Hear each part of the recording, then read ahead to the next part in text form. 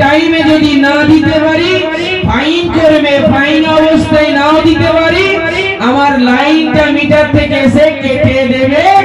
জোর করে যদি আমি গাজওয়ারি করে দিতে আবার নি আমাকে নিশ্চয়ই হাজতে তুলে নিয়ে যাবে না। কারণ ইলেকট্রনিক্স মালগুলো জানানোর জন্য এটা যথেষ্ট আমাদের জ্ঞান আছে। মুসলমান শুনেন কিনা কিনা ও নবীর উম্মত উম্মতিরা ছেলেরা বাচ্চারা জওয়ানেরা বাবুরা ঠান্ডা মেজাজে শুনুন, উপলব্ধি করুন আমি মাকসুদ রহমান কি বলছি তোমাদেরকে একবার শুনুন। যদি পৃথিবী জমিনের ইলেকট্রনিক্স মালগুলো চালানোর জন্য যদি 3 মাস অন্তর আপনার মনে দোকানে যদি বিল পেমেন্ট করতে যদি হয় ও সোনার চার মালিকেরা পৃথিবী জমিনে যদি আপনি কারেন্ট ব্যবহারের জন্য যদি আপনাকে প্রতি মাসে মাসে বিলগুলো যদি নিয়ে আসতে হয়, যদি না দেন তাহলে কেটে দেওয়া হবে। ও নবীর উম্মত উম্মতিরা একবার কি আপনার খেয়াল আছে আজ কত দিন আগামী দিন আজকে দিন আপনার বাড়িতে কত গ্রামে হাজার হাজার লিটার পানি ব্যয় করেছে। এই পানির জন্য গোটা তুমি কোন দোকানে কোন অনলাইনে টাকা পেমেন্ট করেছো। ও নবীর উম্মত উম্মতিরা শুধু তাই নয়, আজ সারাদিনের ভিতরে সূর্য রোদ দিয়েছে আপনি আর আমি ব্যবহার করেছি, কত জামা কাপড় শুকিয়েছি, নিশ্চয় আপনার আমার কত প্রয়োজনীয় কাজ মিটিয়েছে। ও নবীর উম্মত উম্মতিরা সারাদিনের ভিতরে কত আগুনকে ব্যবহার করেছি, এই জমিনের উপরে আছি, খোলা আসমানের নিচে আছি। ও সোনার চাঁদ মানিকেরা আমার বলার তো সেই জায়গায় পৃথিবীর জমিনে যদি ইলেকট্রনিক্স মাল ব্যবহার করে যদি তোমাকে মাসে 3 মাস অন্তর যদি বিল দেওয়ার জন্য এতটা চেতনা থাকে যে আল্লাহ তোমাকে বড় ভালোবেসে খোলা আসমানের নিচে বাঁচিয়ে রেখেছে, সেই আল্লাহর কি একবার প্রশংসার সঙ্গে সারাদিনে ঘুরতে ঘুরতে তোমার মতো মন থেকে কি একবার আলহামদুলিল্লাহ পার হয় না। ও সোনাচা যদি সারাদিনের ভিতরে যদি আলহামদুলিল্লাহ আলহামদুলিল্লাহ যদি বলে এর বড়া বড়া বদলে আমার আল্লাহ তোমার ছোট ছোট গুনাহকে মাফ করে দেবে। যদি হবে না বলে দিবে। ভুল বললাম বাবা? না না, আজকে একবার কি মনে হয়েছে আফসোস আফসোস আজ আমরা বলতে পারি না, আফসোস বলতে পারি না। জানেন আচ্ছা মানে তাই আপনাদের রিকোয়েস্ট করবো ঘুরতে ফিরতে আলহামদুলিল্লাহ সাল্লাল্লাহু আলাইহি ওয়াসাল্লাম বেশি বেশি করে যত করবেন নিশ্চয়ই আপনাকে আল্লাহ হিদায়াতের দরজাটা ওপেন করে দেবে। যদি হবে না সন্ধ্যা থেকে আলেমে দ্বীনরা মসজিদে ইমাম সাহেবরা আপনাদের ওয়াজ নসিহত করেছেন। আমি দোয়া করি বক্তব্য যেন আমাদের সকলের মাঝে ফায়দামান করেন। বলুন আল্লাহুম্মা আমিন। যদি বলেন আল্লাহুম্মা আমিন। বিশ্ব নবী আমার মদিনা থেকে বলছে যে এলাকায় জলসা হয়, যে এলাকায় মাহফিল হয়, যে এলাকায় কোরআন হাদিসের কথা হয়, আমি রাসূলুল্লাহ মদিনা থেকে मैंने देखा और मैंने सुना। যদি হবে না আরে যদি হবে না এই মদিনার নবী মদিনা থেকে দেখতে পাবে তো, হ্যাঁ শুনতে পাবে তো। আপনি বলুন আল্লাহর রাসূল সাল্লাল্লাহু আলাইহি ওয়াসাল্লাম আম্মা জান মা আয়েশা বলছে যে 1 তারিখে আমার ঘরের ভিতরে, 1 তারিখে আমার ঘরের ভিতরে নবী আমার রাত 11টার পরে বিছানা থেকে উঠে গেলেন। বিছানা থেকে উঠে যে রাসূল আমার প্রয়োজনীয় কাজগুলো মিটিয়ে নবী আমার ইবাদতে মশগুল। আম্মা জান মা আয়েশা বাড়ি থেকে উঠে পাশের ঘরগুলোকে দেখছে, অন্য অন্য বিবির কাছে আমার রাসূল চলে গেলেন নাকি? দরজায় যে জানলায় যে খান দিচ্ছে, খান দিয়ে শুনছে, রাসূল আমার ঘরে না। চারিদিক তন্ন তন্ন করে মসজিদে নববী চারিদিকে খোঁজাখুঁজি করিলে কোন জায়গায় পেলেন না। মায়ার নবী দেখো একটা প্লিজ আপনাদের হাত দুটো ধরে বলছি, যেখানে ধরলে নবীর আদর্শ চলবে। দেখুন আমার নবী রাত 11টার পরে বিছানায় পিঠ দিতেন না। যদি বা বিছানা পিঠ দিয়ে রাসূল আমার 11টার পর উঠে রাসূলের দোয়া, রাসূলের চাওয়া, রাসূলের বলাটা প্রতিটা উম্মতি মুহাম্মাদিকে জাহান্নামের আগুন থেকে পাঠানো জোরে হবে না? আরো জোরে হবে না? মুসলমান শুনে দিলেন ও নবী মানের উম্মত উম্মতিনা, ছেলেরা বাচ্চারা জওয়ানেরা, আল্লাহর নবী দিন দুনিয়া বাসাও জনাবে মুহাম্মদুর রাসূলুল্লাহ রাতে অন্ধকার রাত বিছানা থেকে যখন উঠে যাই আম্মা জান আয়েশা চারিদিকে তন্ন তন্ন করে খুঁজতে থাকে।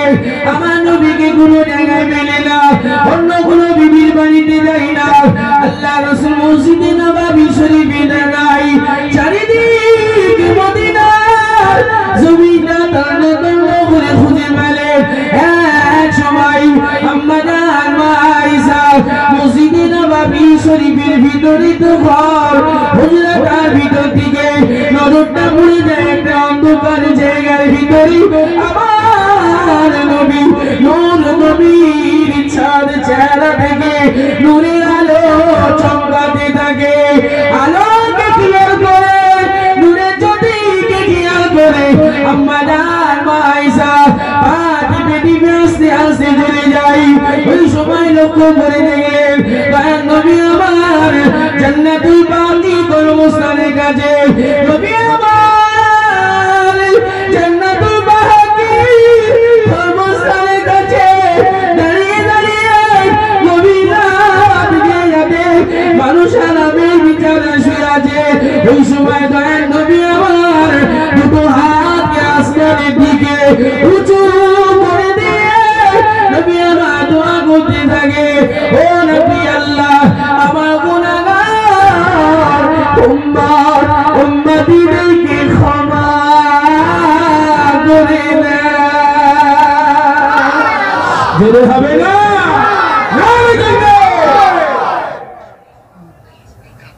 এই পরিপ্রেক্ষিতে একটা কথা আপনাদের না বললে বুঝতে পারবেন না। কথাটা হলো আবু জাহাল, আবু লাহাব, উতবা, সাইবা মক্কার বিশিষ্ট মানুষ, কুখ্যাত বেঈমান, তাদের মার রাসূলের প্রতি যে আঘাত, তাদের প্রতিটা লক্ষ্য টার্গেট এমটা হলো মুহাম্মদকে মেরে ফেলা। ভুল বললাম না? রাসূলকে মেরে ফেলতে পারলে রাস্তাটা পরিষ্কার, তাদের টার্গেট মুহাম্মদকে মেরে ফেলো। আপনি বলুন আবু জাহাল রাসূলকে মারার জন্য তৈরি, আর রাসূলের চোখের পানির টার্গেটটা উম্মতি মুহাম্মাদীকে জাহান্নামের আগুন থেকে বাঁচানোর জন্য তৈরি। জোরে হবে না? আর জোরে হবে না? আপনি তো সেই উম্মাদরা আজ ল্যাংটা পোড়া করে ঘুরে বেড়াচ্ছে। জি আমার কথা না, আম্মা জান মা আয়েশা বললেন আমি রাসূলকে দেখতে পাই, রাসূল আমার হাতটা তুলে দিয়ে মাসুম বাচ্চার মতো ডুগুরে ডুগুরে নবী আমার কাছে। ওই রাত্রিরে এখানে যদি কোনো হাজী সাহেব থাকে বুঝতে পারবে, মদিনা শরীফে যাওয়ার পর মদিনা থেকে যখন এয়ারপোর্ট থেকে যখন আসবে না, প্লেনের ভিতরে ওই গ্লাস দিয়ে রাসূলুল্লাহর রওজা দেখা যায়। কোন হাজী সাহেব আছেন? দেখেছেন তো? মদিনা থেকে দেখো। কেন বলছি? আমি গোলাঘাট 2011 শেষে গিয়েছিলাম। এয়ারপোর্ট, মদিনার এয়ারপোর্ট থেকে যখন প্লেনটা ঘুরে যে উঠবে, আর ওই গ্লাস থেকে হাজীরা রাসূলুল্লাহর রওজাটা দেখে প্লেনের ভিতরে কাতলা মাছ যেমন ছটকায়, এরকম চোখে ফুঁপিয়ে ফুঁপিয়ে সব কাঁদতে থাকবে। আল্লাহ আমার সুযোগই মদিনা হবে, মদিনাকে আর দেখতে পাবো। তাই কি নবী কি বলে? সব ভুলবো কিন্তু মদিনা না ভোলা যাবে না। জোরে হবে না, আরো জোরে হবে না।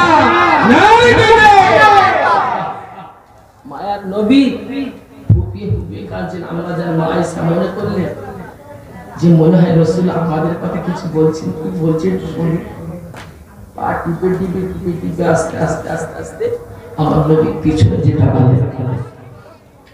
মুসলমান শুনে গেলেন, দিনে গেলেন ও শিরপুরে গ্রামের মানুষেরা, আল্লাহ নবী দুনিয়া বাসা জনাবে মুহাম্মদুর রাসূলুল্লাহ সাল্লাল্লাহু আলাইহি ওয়াসাল্লাম মায়া নবী আমার দুটো হাত তুলে দিয়েছে। ও নবী আল্লাহ, আমার গুনাহগার উম্মতিদেরকে ক্ষমা করে দেন। নবী আমার ফুপিয়ে ফুপিয়ে কাঁদেন। ওই সময় আমার মা আয়েশাতুল হুমায়রা রাদিয়াল্লাহু তাআলা আনহা তিনি পিছনে চলে গেলেন। নবী আমার এই সময় দেখতে পাই দয়া নবী দুটো হাত দিয়ে কাঁদে, ও নবী আল্লাহ মাফ করে দিন। এই সময় নবী আমার দুখানি ঠোঁটের মাঝখান থেকে আমার আল্লাহর কাছে যাইতে থাকে, ও নবী আল্লাহ, আমার গুনাহগার উম্মত উম্মতিনা পৃথিবী জমিনে একটুকরো আগুন গায়ে লাগে বড় জ্বালা করে। ও নবী আল্লাহ, আমার উম্মত উম্মতিরা কি করে জাহান্নামের আগুনকে সহ্য করবে? ও নবী আল্লাহ, আমার গুনাহগার উম্মত উম্মতিদেরকে মাফ করে দেন। মাফ করে দেন আল্লাহ। নবী আমার চাইছি সেই নবীর উম্মত হিসাবে আজ আমরা রাসূলকে ভুলে গেছি। নবীকে ভালোবাসেন আপনারা? সবাই ভালোবাসে? কে কে ভালোবাসেন হাত তুলে দেখান। সত্যি ভালোবাসেন তো? নবীর ভালোবাসা একবার তাকবীর দেন তো, নারায়ে তাকবীর। শেরপুর ইসালে সাহ, শেরপুর গাজীপুর ইসালে সাহ, নারায়ে তাকবীর। সত্যি রাসূলকে আপনারা ভালোবাসেন? নাবার সময় ঠিক বলবে যে হুজুর আমার রাসূলকে ভালোবাসেন, আর আমি বলছি আপনারা ভালোবাসেন না। আর বুঝতে গেলেন তো? নবীর ভালোবাসা জি নিশ্চয়ই আপনারা ভালোবাসেন। ওই সিস্টেমটা যা করে বলবো আপনারা সব পালন হবে। জি চলুন একটু মদিনায় ঘুরে এসে হালকা করে দরুদ শরীফ আল্লাহুম্মা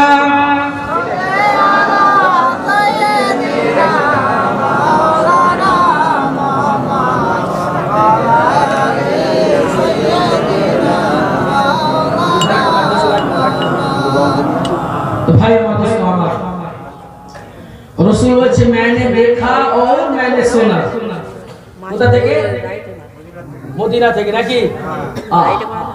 গুনাহগার উম্মত উম্মতিরা যারা এখানে বসে আছে তারা দরুদ পড়লো, যারা বাইরে আছে তারা দরুদ পড়েছে না। রাসূল যদি মদিনা থেকে যদি দেখতে পায় আপনি ভাগ্যবান তো।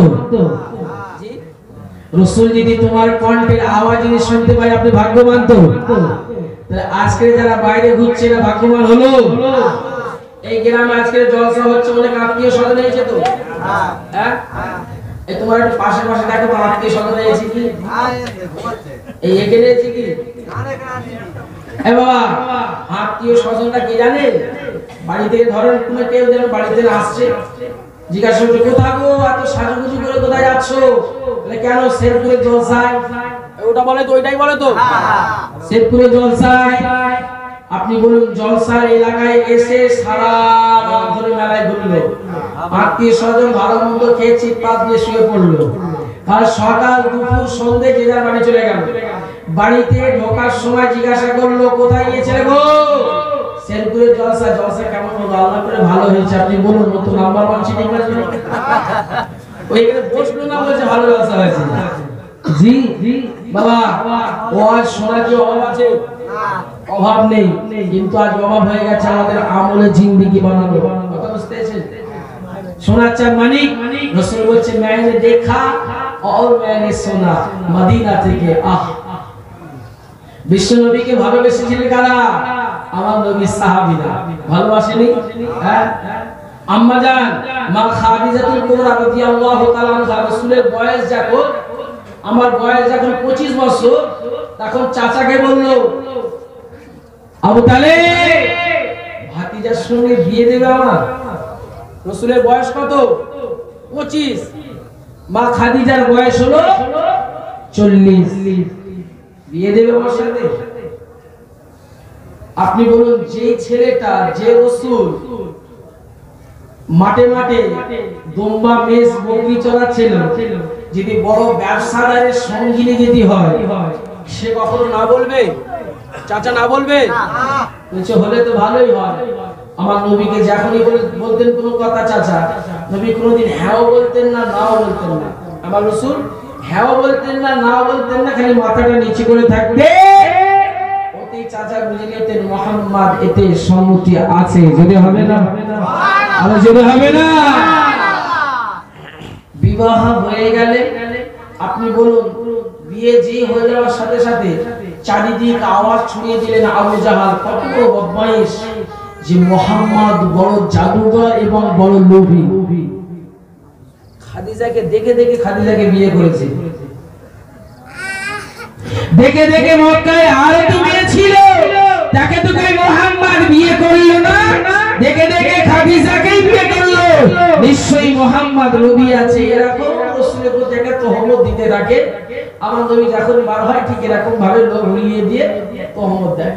আর আল্লাহর রাসূল এই কথাটা একদিন আম্মাজান মা খাদিজার কানে উঠে দেয়।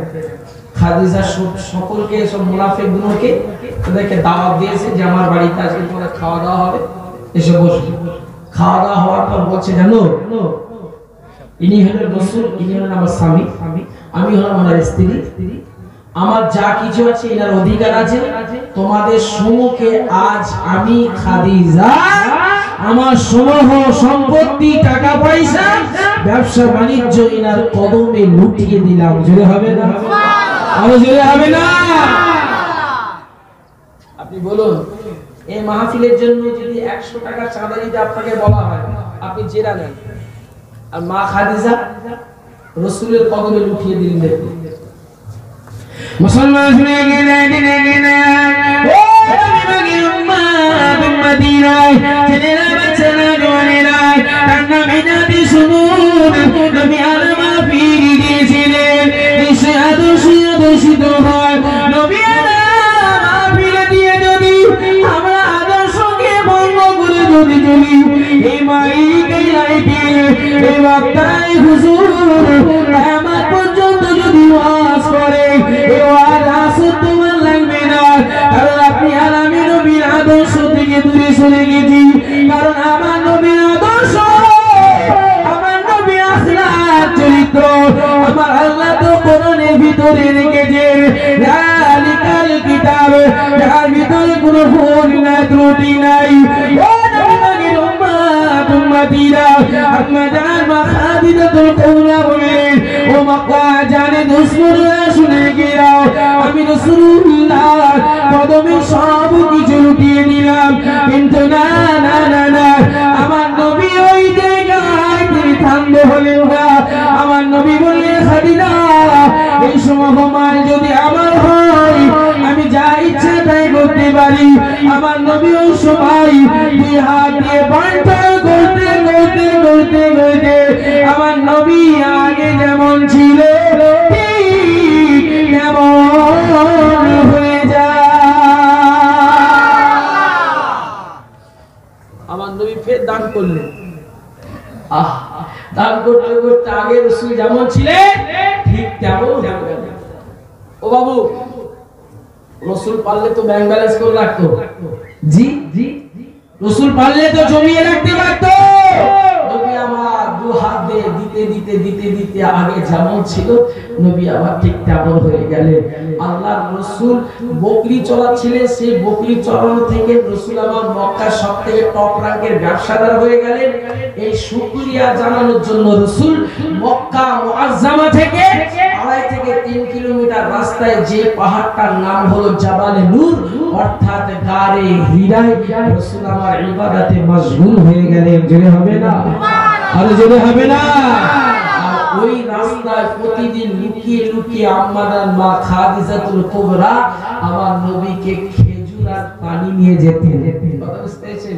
ওই পাহাড়টা হাজী সাহেবদেরকে জিজ্ঞাসা করবে, সোজা স্টেট আরব সরকার এখন রেলিং লাগিয়ে দিয়েছে, ধরে ধরে হাজিরা ওঠে, আর ওই পাহাড়ে আম্মাজান মা খাদিজা প্রতিদিন রাত্রি বেলায় পাহাড়ের গোড়ায় দাঁড়িয়ে দাঁড়িয়ে আল্লাহর কাছে দুটো হাত তুলতে, আল্লাহ ওই পাহাড়ে আমি উঠবো, ওখানে আছে আপনার হাবিব, আপনার দোস্ত, আপনি আমায় ক্ষমতা দেন যেন ওই পাহাড় বয়ে আমি আপনার হাবিবকে যেন এই খেজুর পানিটা খাওয়াতে পারি। জোরে হবে না?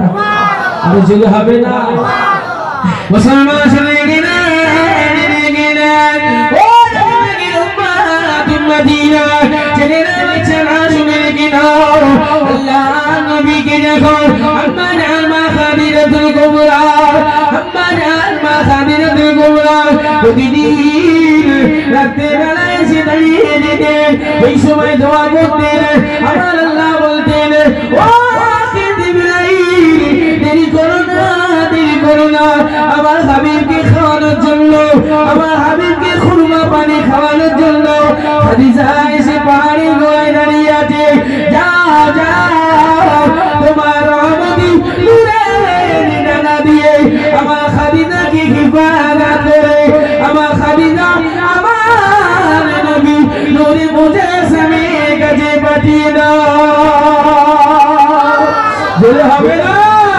কিতাবের মধ্যে লেখা আছে আম্মা জান মা খাদিজাতুল কুবরা প্রতিদিন যেতে যেতে 6 কিলোমিটার, আসতে 6 কিলোমিটার, এই 12 কিলোমিটার পায়ে হেঁটে হেঁটে আমার নবীকে না খাইয়ে খাদিজা কোনদিন নিজেও খেতেন না। আমার নবী যতক্ষণ না খেতেন আম্মা জান মা খাদিজাও খেতেন না। একদিকে রাত্রি বেলায় আমার নবী ইসলামের কলমা দাওয়াত পৌঁছে দিয়ে রাতের অন্ধকারে আম্মা জান মা খাদিজার দরজার কাছে এসে একবার আওয়াজ দিলেন, এই একবারের আওয়াজে খাদিজার দরজাটা ওপেন হয়ে যায়। ভালোবাসা দেখেছেন তো? হ্যাঁ, আর এখনকার ভালোবাসা, ওই যে ভালোবাসা করে বিয়ে করেছে, 1 মাস যেতে না যেতে বলে ডিভোর্সের কাগজে দৌড়াদৌড়ি করছে। জি জি, বলছে আমরা রসুলের দেওয়ানি, নামাজ পড়তে পারবো নি, এটা বলছে রসুলের দেওয়ানা, আমরা পর্দায় থাকতে পারবো। কথা বুঝতে আবার আসেন, একটু কাছের দিকে আসেন, এই সঙ্গে সরে সরে আসেন বাবু, ও একটু সঙ্গে সরে আসে, ভাইরা দাঁড়িয়ে আছে, আমার ছোট ছোট ভাইরা চলে আসো।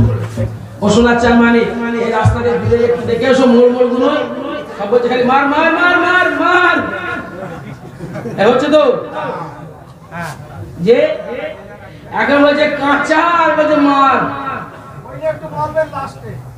কথা বুঝতেছো? প্রথমেই বলে দিচ্ছি শোনা, এই ফ্রি ফায়ার যারা খেলে সবটা আমি বলবো না, একটাই কথা আমি বলবো বাবু, গার্জিয়ান গুলো হাত ধরে বলছি, যে জায়গাটা ধরলে আপনার ছেলেকে আপনি সরিয়ে দেবেন ওই খেলা থেকে। 1 নম্বর হলো ছেলেটার নার্ভের রোগ এসে যাবে। কি বললাম?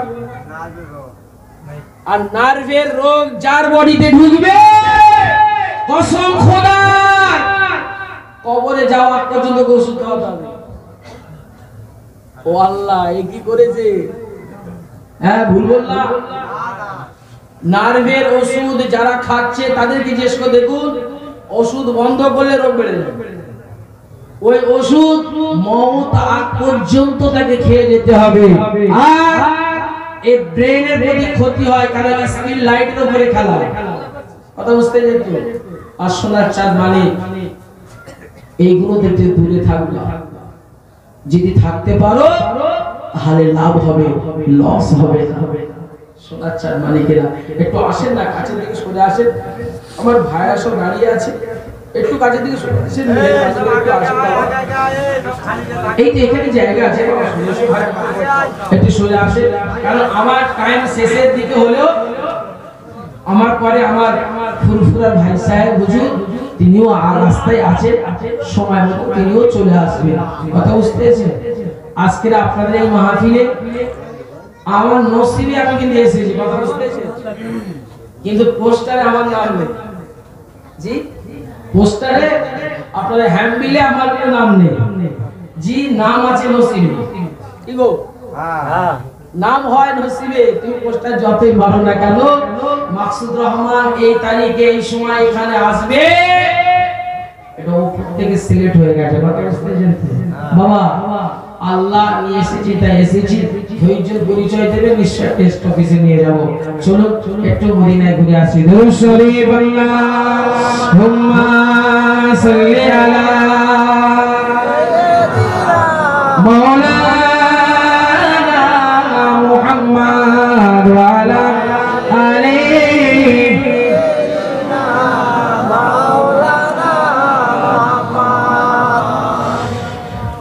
সোনারে মদিনা আমার জানের মদিনা, সব ভুলিব কিন্তু তোমায় ভুলতে পারি না। যদি হবে না পুরনো লাগছে না, সুবহানাল্লাহ। জি, ঠিক মনে মতো হচ্ছে না। চলবে বলে চলবে, শুনবেন আপনারা? এক গজল শুনবেন কে কে? একটা গজল বলে কে কে শুনবেন? হাত তুলুন। হ্যাঁ, সবাই শুনবেন? ভক্তি নয়। জি, তাহলে পরে হবে গজল। একটু জিকির করুন, লা ইলাহা ইল্লাল্লাহ, লা ইলাহা ইল্লাল্লাহ, লা ইলাহা ইল্লাল্লাহ, মুহাম্মাদুর রাসূলুল্লাহ। একটা ছোট ঘটনা বলে ঠিক বুঝতে পারবেন না। একটা রাজা বাড়ির ভিতরে স্বামী স্ত্রী আলোচনা করছে। আলোচনার ভিতরে এখন ওই রাজার ঘরে একটা চোর চুরি করবে বলে একটা ছোটে বসে আছে। এখন রাজা এবং রানী দুজন মিলে বসে বসে কথা বলতে কি বলছেন, কি গো তোমার একটু পীর সাহেবকে জিজ্ঞাসা করো, পীর সাহেবকে একটু জিজ্ঞাসা করো, মেয়ে উপযুক্ত হয়েছে, বিয়ে দিতে হবে। পীর সাহেব ঠিক আছে, কালকে জিজ্ঞাসা করো। ঝোপের ভিতরে বসে আছে কে? জোরে বলো। চোর বসে আছে। এখন রাজা পীর সাহেবের কাছ থেকে কি কথা বলে নিয়ে আসবে এটা শোনার জন্য ওদিনও চুরি করলেন। তারপরের দিন আবার হাজির, আবার সময় মতো রাজা বলল, জানো পীর সাহেবের কাছে গিয়েছিলাম, চোরে ঝোপের ভেতর থেকে শুনছে যে আমার মেয়ের বিয়ে হবে ওই ছেলের সঙ্গে, যেই ছেলে একটা সপ্তাহ মসজিদে আগে যাবে আর সবার লাস্টে বার হবে, তার সঙ্গে আমার মেয়ের বিয়ে হবে। আপনি বলুন এই ঝোপে বসে আছে কে? চোর ভাবছে রাজার ঘরে যদি চুরি যেতে আমি করি, খুব যেন আমার এক বছর বসে চলবে নাকি? আর যদি এক হপ্তাহ যদি আমি কষ্ট করি, রাজার মেয়ে বিয়ে করা মানে রাজা মরে গেলে সিটে বসবে কে? জামাই বসবে তো। সেই চিন্তাধারা করে ও আর চুরি না করে, ঘোড়ার ডিম কিচ্ছু জানে না, মসজিদে আগে যে মাথায় টুপি দিয়ে আজান হতেই না হতে যে হাজির। গল্পটা এই পর্যন্ত। এখন এই মসজিদে যে হাজির কিচ্ছু তো জানে না। মসজিদে যে হাজির একদিন দুদিন নামাজ পড়ছে, রাজার লক্ষ্য দেখছে কে আগে যায় কে আর পরে আসে। আপনি বলুন ওই রাত্রির বেলায় স্ত্রী ছাড়া আমার আল্লাহ ছাড়া আর কেউ শুনেছে? আরে রাজার আলোচনা কেউ শুনেছে? আর চোরটা শুনেছে, কিন্তু এদিকে রাজা ভাবছে কেউ শোনে না আমার কথা। চোর তো প্রতিদিন যায়, রাজার লক্ষ্য সেই সারা হপ্তাহ ওই ছেলেটারই উপরে। 7 দিন চলে যাওয়ার পর রাজা ঠিক এরকম কাঁধে হাত দিয়ে বলছে, বাবা তুমি রেডি হও, আমার মেয়ের সঙ্গে পরে বিয়ে হবে। বলুন সুবহানাল্লাহ। সুবহানাল্লাহ। তাই বলছে সুবহানাল্লাহ। যে তুমি রেডি হও, তোমার সঙ্গে আমার মেয়ের বিয়ে হবে।